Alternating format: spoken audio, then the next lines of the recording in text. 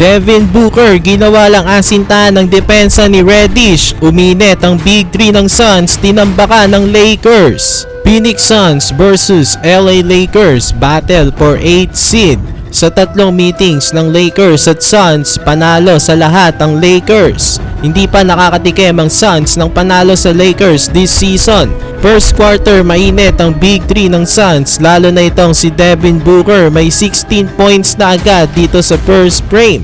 Sa Lakers naman, Taurean Prince nakadalawang tres agad dito sa first. Devin Booker ginawa lang asintahan ng depensa ni Reddish, nakapagpasabit pa ng foul and one play by Booker. Maagang lumamang tuloy ang Suns ng double-digit points dito sa first. Natapos ang unang quarter, lamang ang Suns 36-25. Second quarter, may alley-oop play agad ang Lakers. LeBron James lob pass kay Jackson Hayes. Tapos sinundan po ulit yan ni Hayes, this time assist naman ni Austin Reeves. Jared Vanderbilt nakatres pa after nyan, napatimeout na tuloy ang Suns dahil baba na lang sa 6 ang kalamangan nila, 40-34. Off the timeout, KD Kevin Durant pamatay sunog sa kanyang 17-foot pull-up jump shot. After nyan, naka 10-2 run ng Suns. Kevin Durant tinapos pang first half sa kanyang mid-range jumper.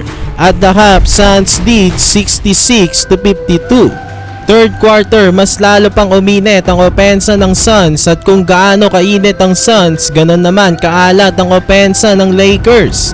Bradley Beal tinutusta na ang depensa ng Lakers, lumobo na tuloy sa 28 points ang lamang ng Suns. May 20 points na si Beal dito sa third quarter. Natapos ang third sa score na 105-78. Fourth quarter, KD at Booker naglaro pa rin sa simula ng quarter. Sinisiguro nila na hindi na makakabalik ang Lakers. Sa Lakers naman, hindi na muli pinasok sila LeBron James at AD. Kaya sa uli na-maintain ng Phoenix Suns ang kanilang kalamangan at nanalo na sila sa Lakers sa score na 126-109. Bradley Beal umiscore ng 37 points, Devin Booker may 31 points naman at KD Kevin Durant may 18 points. Mananatiling top 8 ang Suns sa standings.